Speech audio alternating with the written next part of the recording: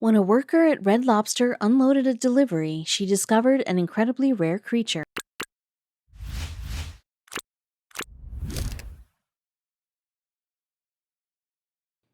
Picture this, it's a warm, sunny day in Ohio in the summer of 2020. You're working at Red Lobster unloading the day's fresh catch. You open a crate to check the produce, and that's when you notice something odd. Actually, it's more than odd, it's bizarre. In fact, it's something you've never seen before. The Red Lobster restaurant in question is in Ohio's Cuyahoga Falls. That's around 7 hours by car from New York City and 40 minutes north of Cleveland. But despite being minutes from Lake Erie, Red Lobster's seafood is not typically found in that body of water. For the most part, the restaurant ships its main ingredients in from both ocean catches and farm-raised stock. And on that July day, the consignment drop-off was, as usual, delivered by air. You see, this form of transport cuts the travel time significantly compared to road routes, and it ensures the eatery's ingredients are as fresh as possible, which is good to know. But when the day air shipment arrived, staff member Laura Jones found something wasn't quite right. She cracked open a crate as she typically would, but this time she spotted an oddity among the usual fare. Jones then showed her colleagues what she had found, and none of them could believe their eyes. One thing all the employees knew for sure, though, was that this thing wasn't going onto the menu. That's because what they found lurking in the shipment was actually an incredibly rare discovery. But what makes this even more surprising is that Red Lobster goes to great lengths to prove where its ingredients come from. The company writes on its website, "We support and follow regulatory efforts that manage fish populations and mandate our suppliers comply with all applicable laws." To achieve this, Red Lobster abides by regulations set out by the Total Allowable Catch Organization, which monitors fish populations and manages fishing quotas. Today, Red Lobster is a chain seafood restaurant with more than 700 sites around the United States, but its beginnings were more humble. The company was founded in 1968 by Bill Darden, who opened a lonely eatery with the help of his family in Lakeland, Florida, and the restaurant was to specialize in his favorite cuisine, seafood. According to the company's website, Darden believed that everyone in the U.S. should be able to enjoy the best quality seafood, however far they're located from the coast. Then, just 2 years later, his restaurant caught the attention of food conglomerate General Mills. With the company's investment behind it, Red Lobster went on to open new locations across the country. Red Lobster's menu evolved throughout the 70s and proved a hit with the customers nationwide. The restaurant chain's popularity surged at the end of the decade after numerous famous advertising drives. On the back of that success, Red Lobster was able to establish a site in Canada in 1983 and went on to devise themed promotional events, such as the now traditional Valentine's Day Lobster Fest. These days, Red Lobster operates sites in 11 countries, including Qatar, China, Japan, and Ecuador. Its website adds that the company hires 58,000 staff and is the world's biggest seafood restaurant. Not only that, but the firm also has plans to expand further.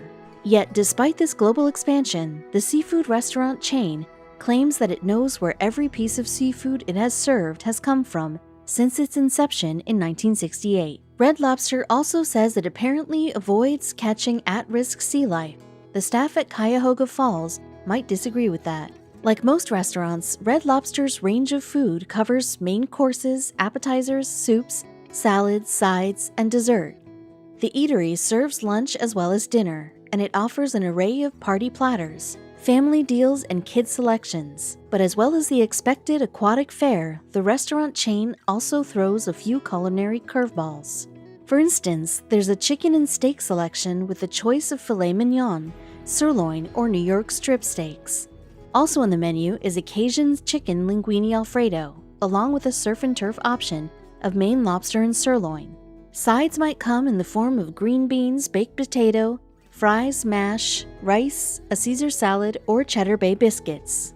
Are you feeling hungry yet? Unsurprisingly, a glance at Red Lobster's menu shows that it largely consists of seafood dishes. Appetizers are a choice of lobster and langostino pizza, Parrot Isle jumbo coconut shrimp, langostino lobster, artichoke and seafood dip, white wine and roasted garlic mussels, seafood stuffed mushrooms, and mozzarella cheese sticks. Cheese. Yum. A typical fish dish might consist of salmon caught fresh that day from New Orleans or the Atlantic Ocean. The catfish option, meanwhile, is raised on a farm, and there's plenty of choices for kids too. Golden fried fish, popcorn shrimp, chicken fingers, or macaroni and cheese. If you really want the full Red Lobster experience, though, it's got to be a combo. Take your pick from lobster, shrimp, crab, scallops, clams, salmon, and mussels. But all these options and the company's millions of customers a year puts a huge strain on fish populations, and the survival of certain species is growing concern. As Red Lobster says on its website, traceable, sustainable, responsible, these are more than just words on our menu. It's our promise that all of the seafood we serve is sourced to the highest standards, because as one of the world's largest seafood purchasers, we believe it's our responsibility to protect and preserve our oceans and marine life for generations to come. Red Lobster says that it vets its long-term suppliers around the world in person before entering into a partnership with them. Naturally, this ensures that the company knows exactly where the fish that arrives in its restaurants come from. The chain can also ensure that the delivered produce is of the highest quality. The seafood restaurant claims that its suppliers comply with sustainability guidelines within the fishing industry, and these standards are regulated by official bodies such as the Global Sustainable Seafood Initiative. Red Lobster is even a founding member of the Global Aquaculture Alliance, and it helped formulate the Best Aquaculture Practices certification. Not only that, but Red Lobster says that the regulations set by the Aquaculture Improvement Projects and its fisheries equivalent are also adhered to in order to keep fish supplies plentiful. So just how did an incredibly rare creature make it to Ohio? You see, what worker Laura Jones had found in the shipment of the ingredients was a blue lobster. General Manager Michelle Falconer told Today in July 2020, "At first the lobster just looked a little off. But then we put her in the tank. She was this beautiful, brilliant color." Naturally, the distinctive blue hue stood out from the other lobsters in the delivery. Staff even sent pictures of the find to colleagues who weren't around at the time. Anthony Stein, who was a culinary manager at the Cuyahoga Falls establishment, told NPR that same month, at first, it looked like it was fake. Unbelievable, the lobster that the workers had discovered was of the common American variety. The species is usually a familiar red color, but this one was different. As Stein observed, it's definitely something marvelous to look at. The workers were certainly taken by the unusual-looking creature, and they named it Claude in honor of Red Lobster's mascot. But if the creature wasn't to become one of the restaurant's delicacies, what would be its fate? Well, employees soon began ringing their contacts to work out what should happen next. At first, staffers apparently made the lobster feel comfortable. Server Angie Helbig explained to NPR, "We kept it in the tank and just made sure that nobody took him in the back for dinner." But they knew Claude couldn't stay there forever. So while Claude was hanging out with the other crustaceans, management at the eatery got in touch with the corporate office. After flicking through their little black book, they contacted the Seafood Watch program at the Monterey Bay Aquarium in California. Both Red Lobster and Ohio's very own Akron Zoo are members of the Seafood Watch program, and it was this establishment that was nominated as Claude's new home. Days later, the blue crustacean was transported to the zoo's aquarium, where staff had prepared a tank for the lobster, and by all appearances, the creature settled in well. Manager of Akron Zoo Animal Care, Kathleen Below, explained to NPR, "Staff sprung into action. They prepared a suitable area and made a cage so the lobster would feel comfortable." She then drove to Cuyahoga Falls with a coworker and a large cooler filled with cold salt water to collect the zoo's newest addition. And of course, having traveled so far, Claude was in need of a checkup, so vets performed tests on the blue lobster upon its arrival. Below told the publication, "There is a little bit of wear and tear from its journey, but the crustacean was otherwise in good shape. However, the zoo made another interesting discovery. The lobster was actually female." Claudia, as she was renamed to reflect her gender, is truly an incredibly rare find. In fact, it's widely agreed that there's as little as 1 in 2 million chance of coming across such a lobster. It's a statistic that's supported by the University of Maine Lobster Institute, even though its former director Robert Bayer told the BBC that this figure is just a guess. Bayer told the BBC in May 2016 the chances of this happening nobody really knows. His comments, meanwhile, relate to a couple of fishermen in Canada who found 2 blue lobsters within days of each other off the U.S. Atlantic coast. However, Professor Sir David Spiegelhalter of the University of Cambridge in the UK believes that the guesswork may be accurate. Rough estimates suggest that 200 million lobsters are fished in the North Atlantic annually, according to the BBC. Therefore, if the 1 in 2 million guess is correct, then only 100 of the crustaceans would be blue. Spiegelhalter told the BBC, for 2 blue lobsters to be caught 3 days apart, quite close to each other, does not seem at all surprising. I would imagine it happens most years. Nevertheless, 1 in every 2 million lobsters is still a pretty long shot, so Akron Zoo is treating its new inhabitant with care. But just what is it that makes a lobster blue?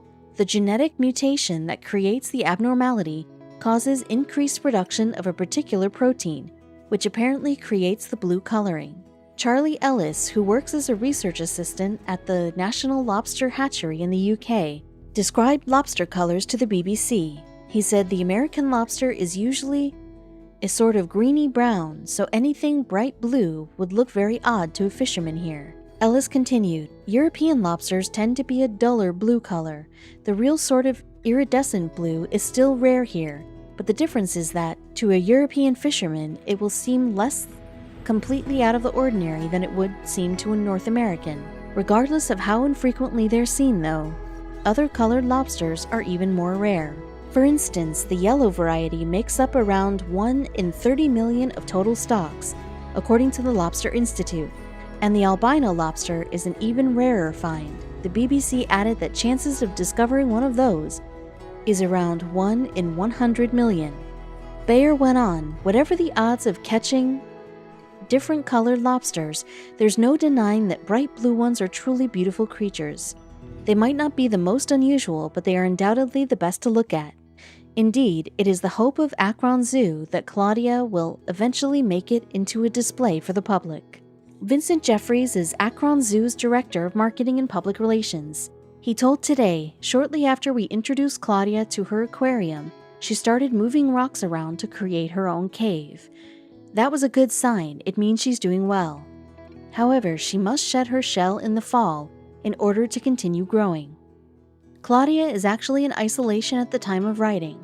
It's Akron's policy to quarantine new arrivals for around 3 months due to safety. Eventually, she will be housed alongside other lobsters, although she will have her own tank due to her variety's preference for a cold water habit. Akron is also reportedly offering limited numbers of sponsorship packages to raise funds for the lobster's care.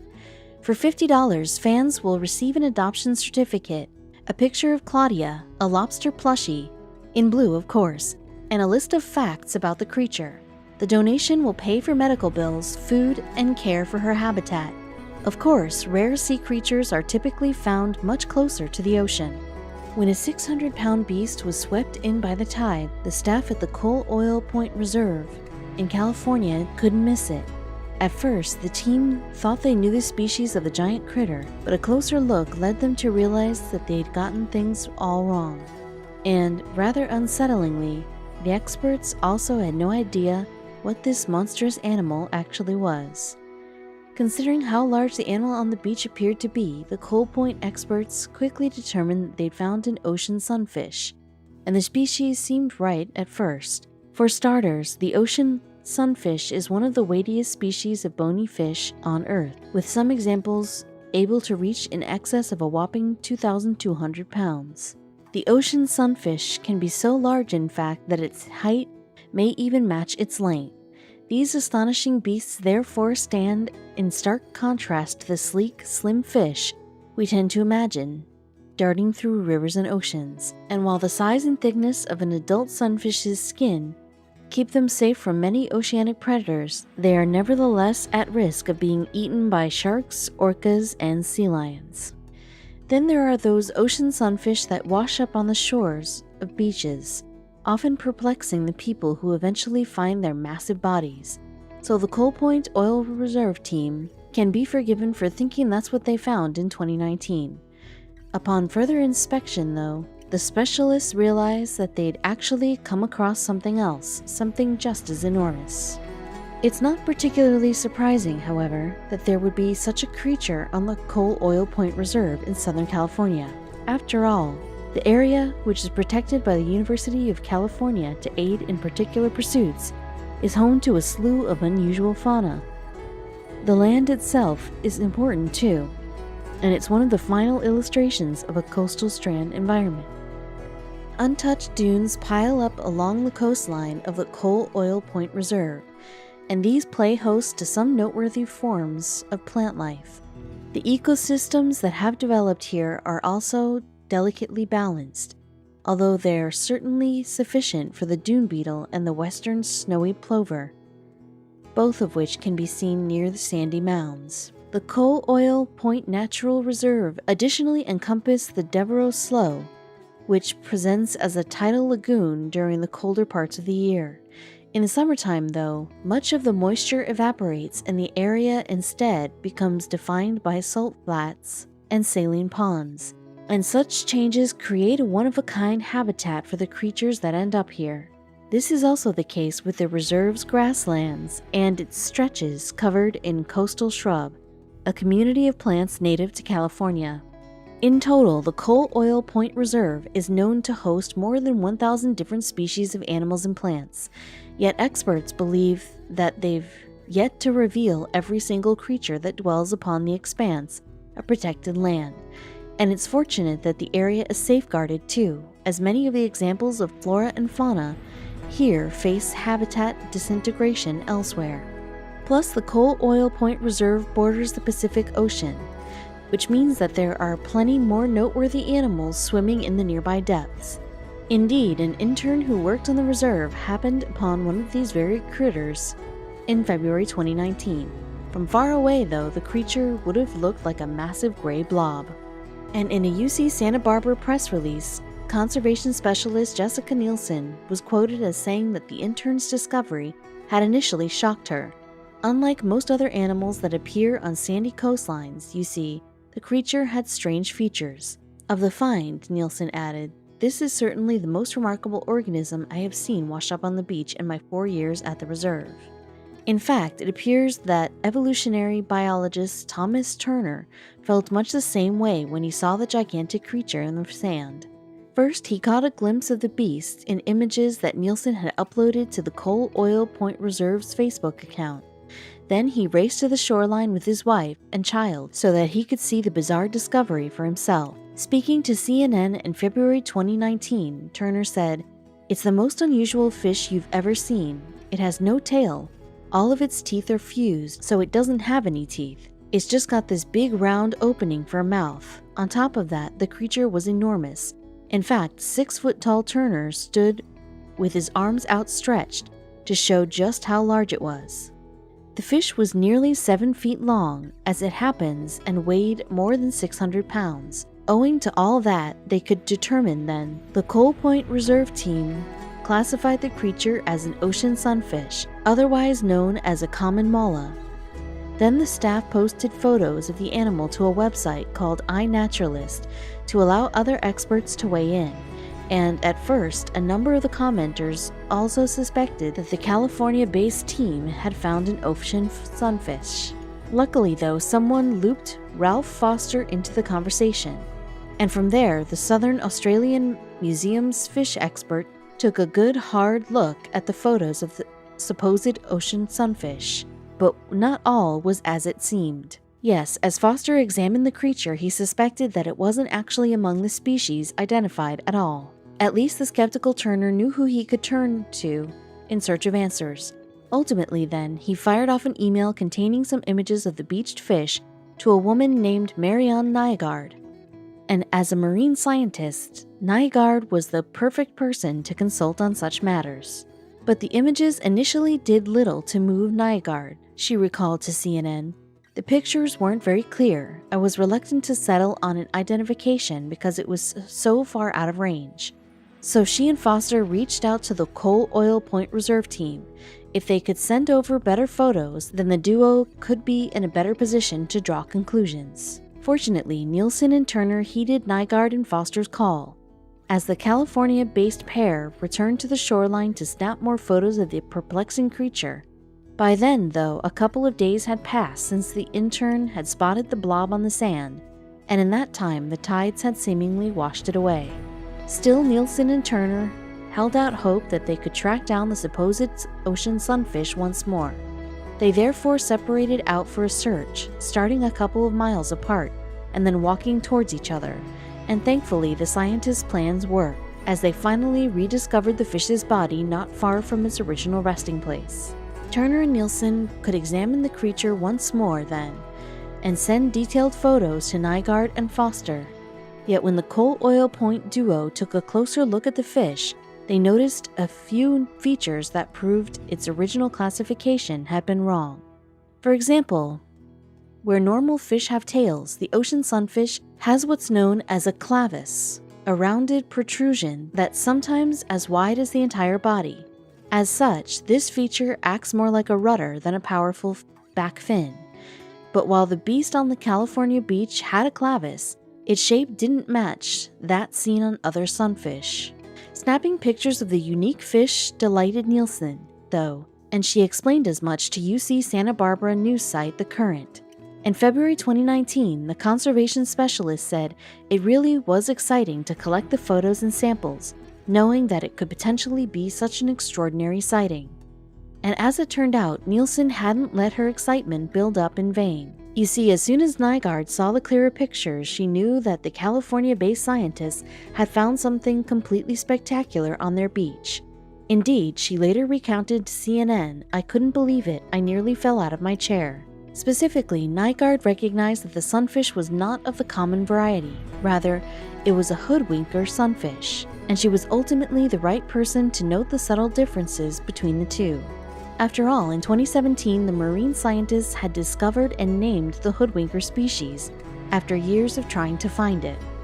Plus, while scientists have long known about the existence of sunfish, it's taken centuries for them to conclude that quite so many different varieties of the creature exist. The ocean sunfish, now known as the most prevalent of all the sunfish species, was discovered first in 1758. Later, though, evidence started to emerge of a mysterious type of sunfish living around Australia, New Zealand, South Africa, or Chile. In other words, places that were all in the southern hemisphere. In addition, a record from the turn of the 19th century claimed that one of the massive creatures had been spotted in Dutch waters. Nygaard had plenty of places in which to look then, when she decided to try and find this enigmatic animal. But while Nygaard researched the mysterious fish, she realized that a lot of sightings had been misclassified. Sometimes, for instance, a common variety of the fish was deemed to be a rarer breed, or vice versa. And that's precisely how the hoodwinker had swum under the radar for so long. No one had taken the time to pinpoint its subtle diversity. Nygaard explained to CNN, "The hoodwinker has gone unnoticed because no one really realized it looked different. There's a long history of confusion about the species in the sunfish family. This fish had managed to stay out of sight and out of everybody's attention. It had been taken for mola mola, the ocean sunfish, so it was hoodwinking us all." So when the California-based team found a hoodwinker on their shores, it floored Nygaard. Initially, you see, she had doubted claims that the species had somehow turned up in the US. Yet the pictures confirmed that yet another hoodwinker had actually surfaced, leaving Nygaard in what she described to The Guardian as a mix of disbelief and excitement. Much of that had to do with the hoodwinker's location, as California is a fair distance from the fish's usual haunts in the southern hemisphere. In March 2019, Nygaard added to The Guardian, "That's as far north as I've seen the hoodwinker that corresponds to a cold water current. For this fish to suddenly rock up in California is really exciting." So how exactly did this specific hoodwinker end up over 4,000 miles away from its typical habitat? Well, Nygaard revealed to CNN that this type of exploratory behavior wasn't completely uncharacteristic for the hoodwinker. As she put it in her own words, "It's not uncommon for sunfish to wander really far." As Nygaard shared another pair of hypotheses with The Guardian, explaining, "It could just be a lost sunfish, or it could be that we don't understand the distribution yet. Then, of course, there's the whole issue around climate change. We can't conclude anything from just one specimen. But, of course, it is the question. Luckily, there's something that will potentially answer Nygaard's lingering questions: DNA. After the beached fish's discovery, scientists from UC Santa Barbara gathered around to take samples of its genetic information. And if a match is established between the California beast and a New Zealand hoodwinker, then this would prove that the Coal Oil Point Reserve example had somehow branched off from its southern hemisphere counterparts. Even if this turns out to be the case, though, there would still be other questions to answer. Nygaard explained further to CNN, saying, "We know the hoodwinker has the temperate distribution around here and off the coast of Chile. But then how did it cross the equator and turn up by you guys? It's intriguing. What made this fish cross the equator?" In the meantime, everyone involved with the discovery of the California hoodwinker was seemingly pleased to be a part of such a momentous find. Nielsen told The Current, "Mulla tecta, the hoodwinker, was just recently discovered, so there's still so much to learn about the species. I'm so glad that we could help these researchers make the final definitive ID." For fish scientist Foster, on the other hand, euphoria had kicked in long before the positive identification of the hoodwinker, as he explained to CNN, to discover that it may be the first record in all of the Americas and only the second Northern Hemisphere record for the species. Then I got very excited. Regardless, it will take time to determine if the California hoodwinker has ties to those in the Southern Hemisphere, and as it happens, a very interesting individual will carry out the DNA tests. Geneticist Dr. Mette Nygaard of Denmark's Aarhus University will lead the charge, and her surname may have given away the fact that she's Nygaard's sibling. For now, scientists can just appreciate the fact that people on the internet help them to identify an incredibly rare species. And the Coal Oil Point Reserve's director, Chris Sandoval, certainly gave others credit when talking to The Current. He said, "Without attentive eyes, camera phones, and social media, the Australian ichthyologists would have never learned that this fish had just been seen for the first time in the Northern Hemisphere." Sandoval also implied that this method of sharing and spreading scientific theory would be a thing of the future. Right now, of course, it's still a relatively new concept. He explained, "This type of crowdsourced science is helping biologists map species in ways we could not have imagined just a few years ago." Nygaard and Turner celebrated the web for its aid in their triumph, too. Nygaard, for instance, lauded iNaturalist for its bright and helpful community. She told CNN, "We are living in a changing world, and it's important for scientists to get input from everybody in what they see. We can't be out in the field every day all over the world." And then there was Turner, who was quick to point out that even he would have missed the hoodwinker without the assistance of the internet. He said, "I'm a professor, I'm a biologist, but I didn't actually know what was special about this fish. I just posted a picture, and that connected me with the world's experts and the discoverer of the species. Now, he and the other specialists will have to wait and see what the tests say about the rare fish that brought all of them together."